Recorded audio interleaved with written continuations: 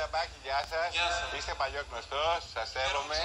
Και εγώ σας σέβομαι, σας εκτιμώ. Καλά κάνετε και αρχίσατε μια καριέρα και σας βοήθησαν και είστε και καλός καλλιτέχνης. Αλλά όχι και τα παιδιά της Ελλάδος, παιδιά γαμώτο. Θα τρελαθώ. Σαν αυτή με την εικόνα, σαν αυτήν με τη μεγάλη μας Βέμπο. Πεςτε ένα άλλο για σοου.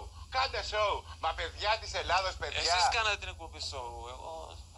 Βρε Καραγκιόζη, εγώ κάνω την εκπομπή σοου. Βρε ένα Καραγκιόζη που γελάει όλο τον κόσμο για σένα. Θα μπει σε μένα. Δεν τρέπεστε βρε που ξεφτύρισες όλοι κάτω της πάρτι και γελάει ο κόσμος όλος. Εμένα λες βρε Καραγκιόζη. Ντροπή σου ρε.